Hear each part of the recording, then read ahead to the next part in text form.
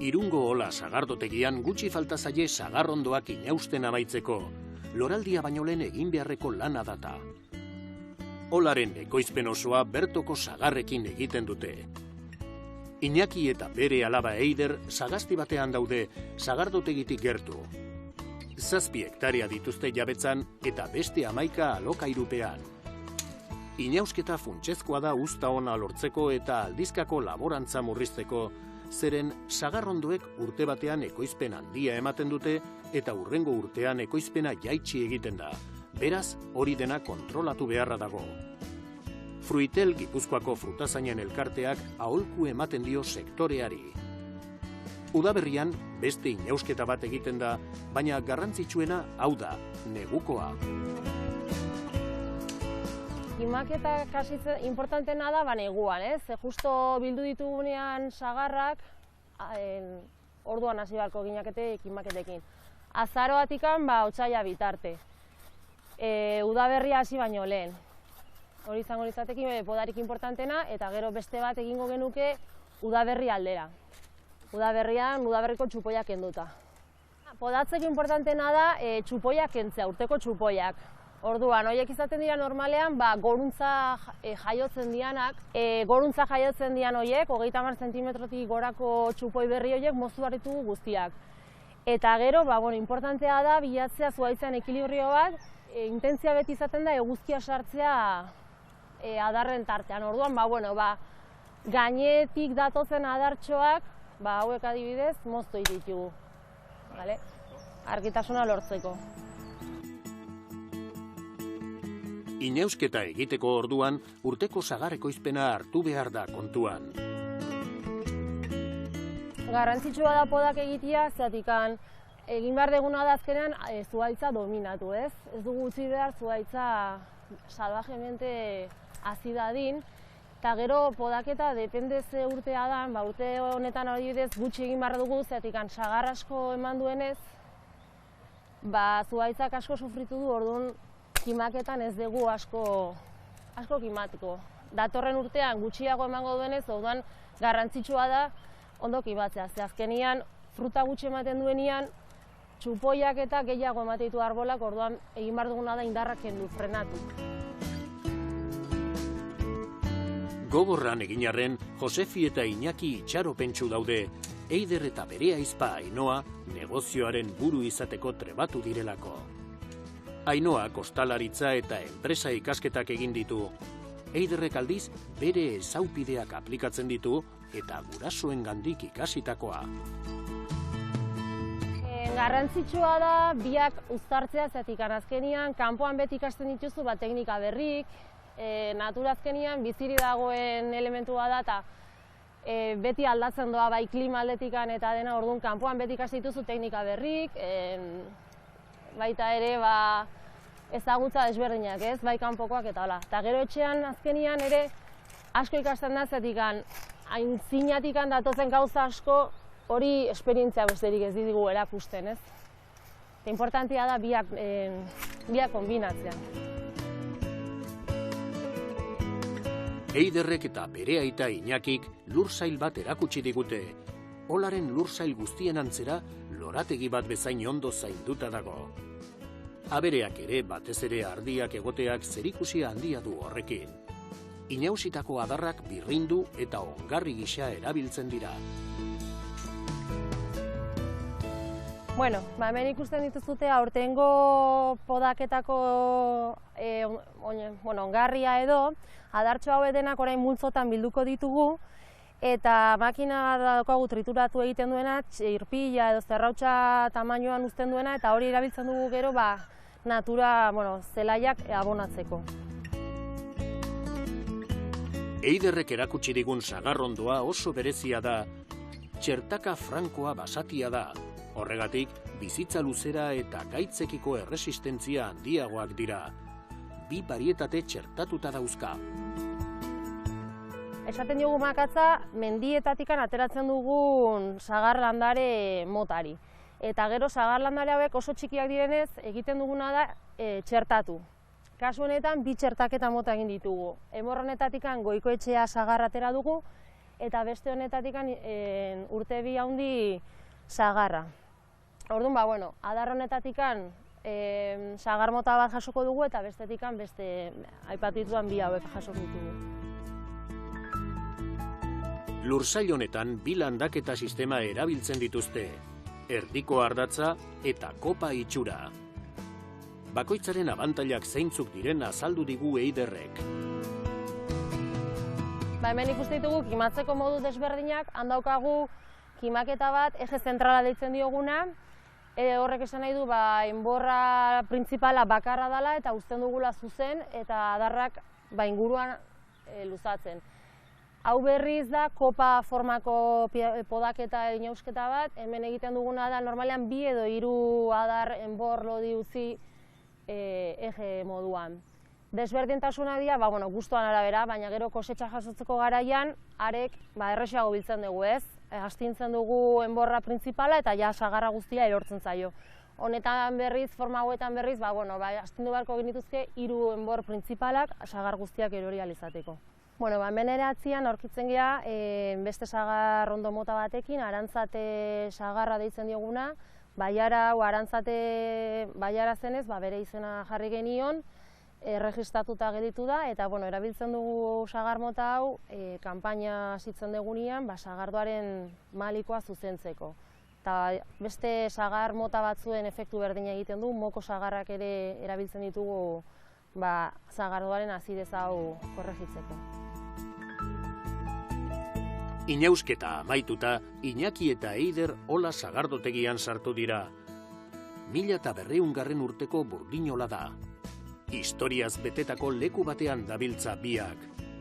Iñakik eta Josefik 1989an zabaldu zuten sagardotegi gisa, baina beti egon dira sagardoaren eta sagarraren munduari lotuta.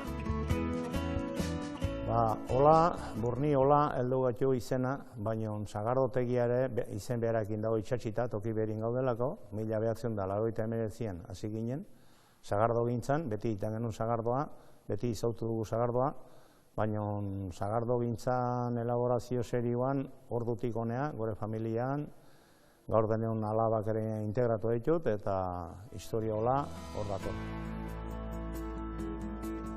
Sagardo guztiak jatorri izendunak dira, dendenak. Horrek esan nahi du besteak beste Euskal Herriko sagarrekin eginda daudela. Orain gainera, urteetako konbertsioaren ondoren etiketa ekologikoa dute. Ditugun produktuak gaur denean, momentuz ez ditugu asko, ditugunak sagardoa deo eta eko ostoakin, ja urten digan aurrera, baita mustiola, gero bolsatan dugu, txos familiarra, 3 litro eta 5 litroan, eta baita ere ditugu gure pureak, sagardultzeak, eta gero erlea baditugu, eta gure sagasti polinizatuz, estiare bai, eta hor txengoaz pixkanaka gero berezi batzuk egiten ditugu. Joan den urtien inun, Zuola, beko Borniola barrunako kupelatik. Gutxi barru, Ainoak eta Eiderrek gobernatuko dute sagardotegia. Bizipoza behar du, zoriontzu bizitzeko, eta nik uste bat hau dela, ez? Ikusi ondokoak nola itxatxi dien, zure helburutara, eta kate mailak segitzi hau bizipoza handi ematen du. Azken batien industrian eta igen jendiak nik uste gehiena pentsatzen dula ondokoak segitzia, baina ez da beti suerti hori izaten, gu momentuz badakagu, eta esan dezakun, kate mailak unituta segitzen dula. 2 urte zailen ostean, lagunek eta bezeroek txotxaz gozatzeko aukera izango dute. Joango askatasuna heldu den berriro bueltan heldu gen honek, pozik hartzen gaitu, bai emozionalki eta bai ekonomikoki, nik uste gremio guztiei eta guri bereziki, eta jendeari ere bai, ez? Jendea pixka lotuta raro sentitzen zen, eta, poliki bagoaz errekuperatzen eta kontentu. Unai Agirre, Euskal Sagardoako koordinatzaileak, ekoizleak bisitatu ohi ditu, eta gaur Iñakirekin eta Eiderrekin du hitzordua. Sagardo batzuk dastatu dituzte eta tarteka 2 barietateko baten bat ere bai. Unaik txotxaren garrantzia nabarmendu du.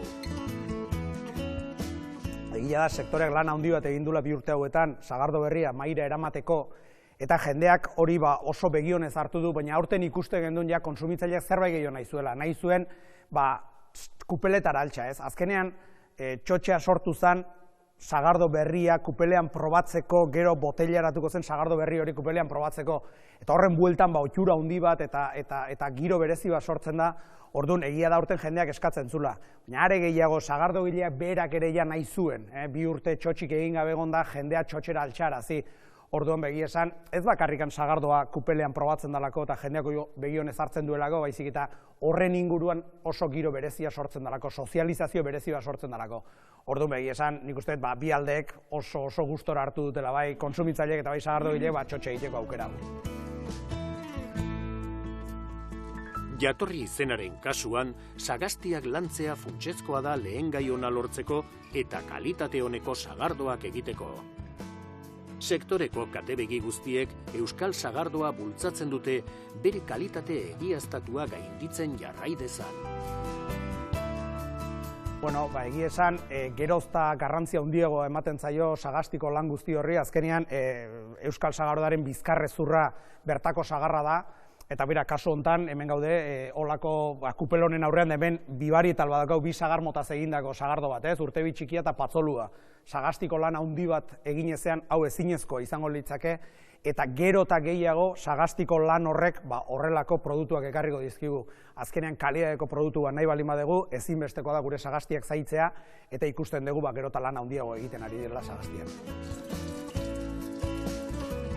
Txotx zabaldu berriak sagardo asko dastatzeko aukera ematen digu, eta behin botilaratuta, ostalaritzan, lagunekin, edota etxean dastatu ahal izango dugu.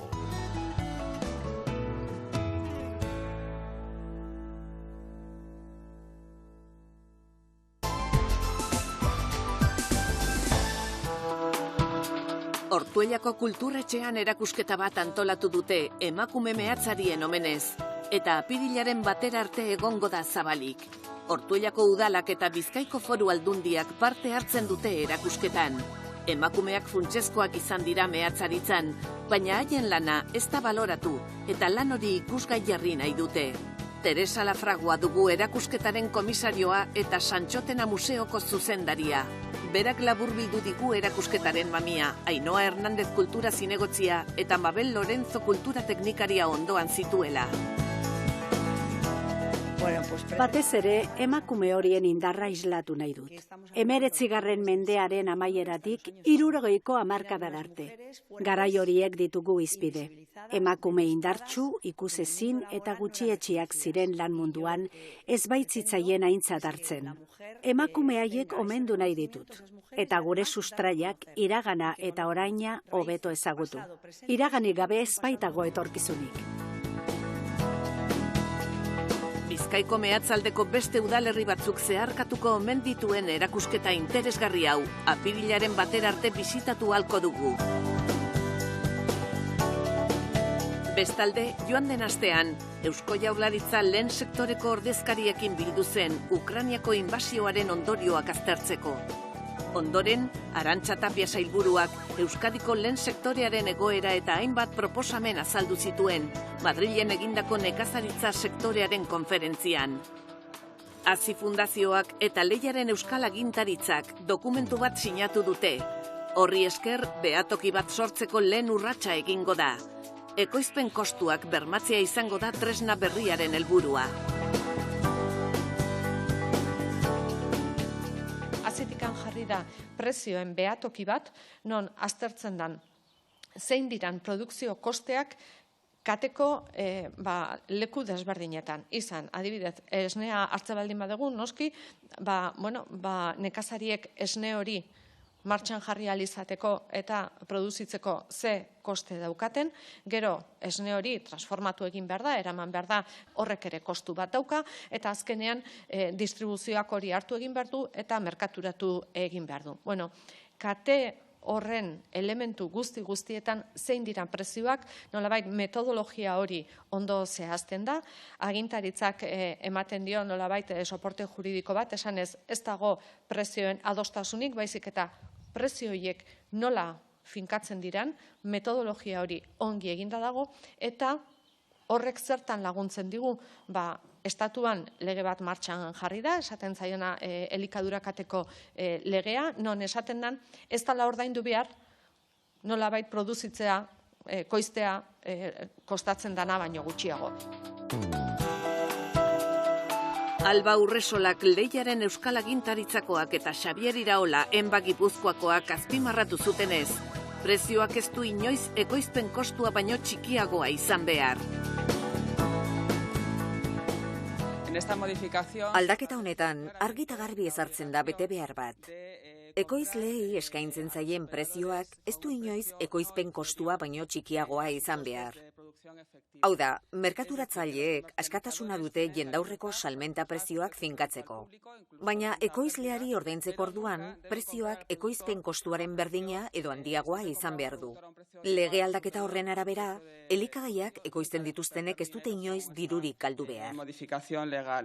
Baserri munduak bizi duen egoeraren larritasuna, azkeneko urtetan bizi duen bezala ekoizpen kostuak ikeragarri igo dienez, jendea itxota dagola.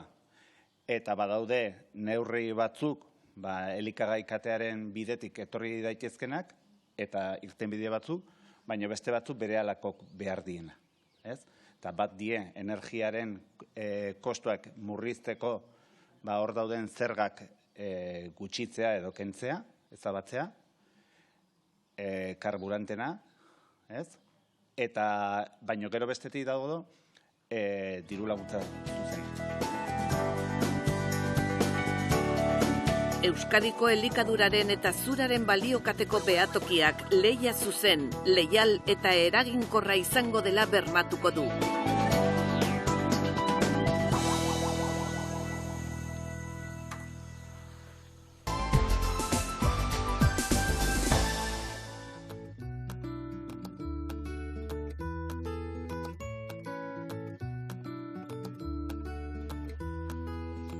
Artziniega Arabako Aiara eskualdean dago, 27 kilometro kuadro baino gehiago ditu eta 1.800 biztanle pasatxo.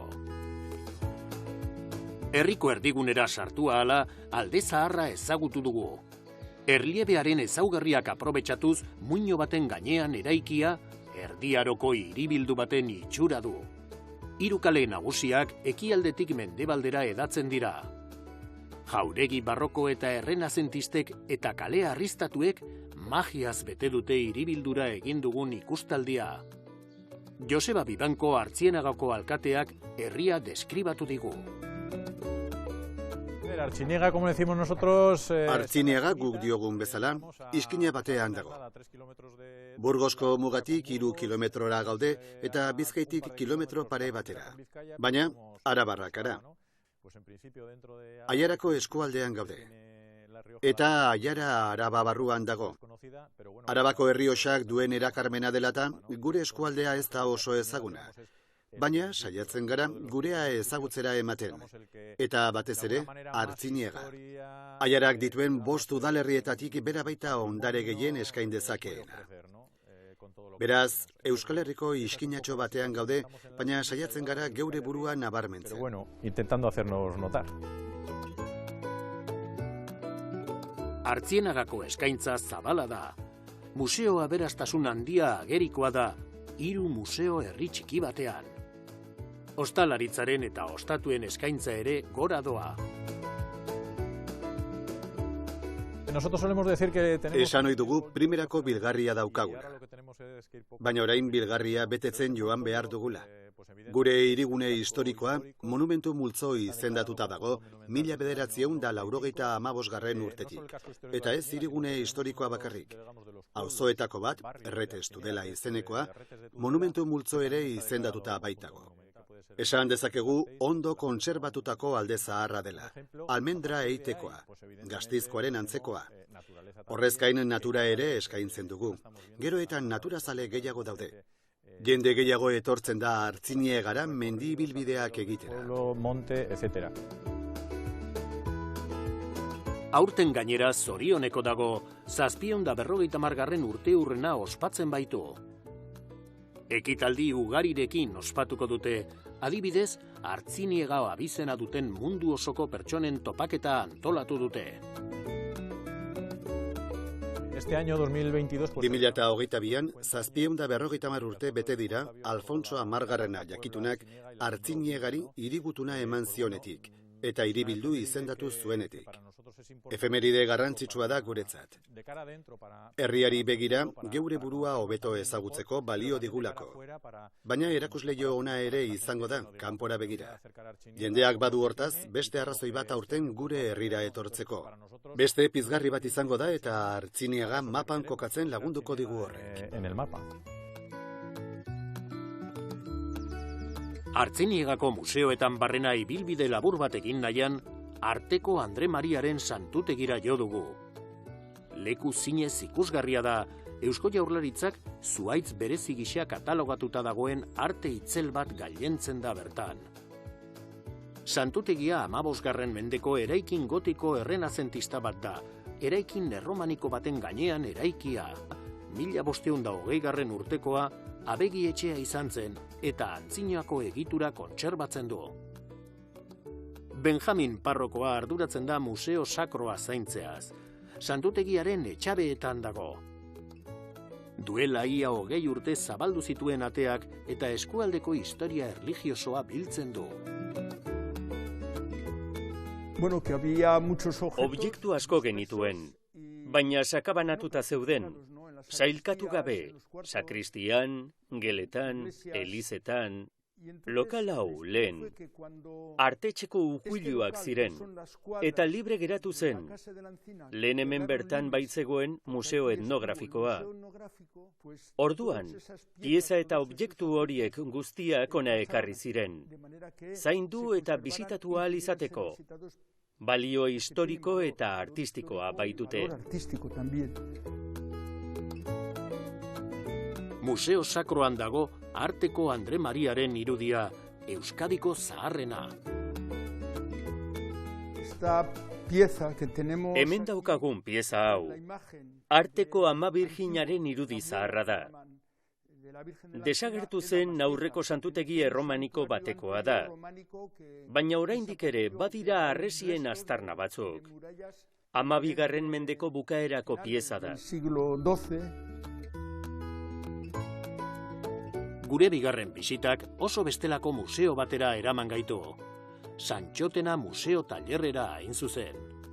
Xabierrek, agote jatorriko artistak, Teresa Lafraguarekin batera Euskal Herriko zurak lantzen ditu, aritza eta artea gehien bat.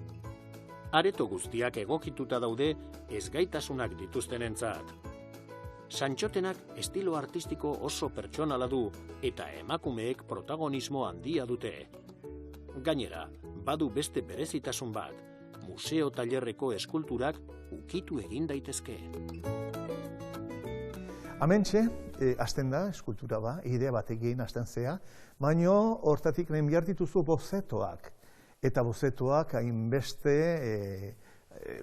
lana ematen digute, horiek egitea asmatzea, eta horietatik aukeratzen duzu bat, eta hori hortan geltzen da. Baina ez da, eskultura horrekin bakarrik gelditzen, horre behar du familie bat. Eta orduan, hemen familiaz daude eskultura guztiek. Bai basoak, bai kirolak, bai gerraren salaketa. Hemen, gainera, ikuti daiteke eskulturak sartzen direnean bisitariek esaten diogu merezi duela ikutzea. Hemen funtsezko zatia tailerra da. Esperientzia paregabea da. Erakusten dugu nola sortzen dan idea eta gero bozetuak egin behar dire, eta kombinazio batzuk eginez, hor sortzen da pieza, eta hori tailerren erakusten dugu, museo ikusita ondoren. Eta, jendea joaten da oso oso pozik, zegatiken, bueno, eskultura eta tailerra ikustea gauza oso ederra da. Hortiken aparte, egiten ditugu kursuak umetxoak tortzen dire, eta nahi dituzte, bueno, tailerrek egin, osea, ze esperientzia ez da. Herriko hirugarren museoa museo etnografikoa da. Aretoetan zehar, Aiarako emakumeek eta gizonek garai ezberdinetan izan duten bizimodua ikus dezakegu. Denetarik dago, garai bateko orrazkerak, bizitza soziala, guztia museo etnografikoan islatuta dago. Baserriak, bizartegiak, botikak, eskolak eta tabernak, janari denda eta guzti, oroimenean oraindik ditugun istorioak erakusten dizkigute zehaztasunez. Sartzen zara denboraren makinean, eta basoaz ikustera nola bizi ziren gure aintzinako jendea. Bi arlotan, alde batetik baserrietan nola bizi ziren eta beste aldetik hiriburuan. Familiak eta eskola txangoak dira museoko bisitari ohikoenak. Ona etortzen direnak, dira mota askotakoak. Gazteak agian gutxiago. Gazteak talde moduan ez dira etortzen, baina bai etortzen direla bere familiekin. Bidaiak, jende asko hurbiltzen da ona. 1905 Pablo Respaldizak zutegi hau inauguratu zuen.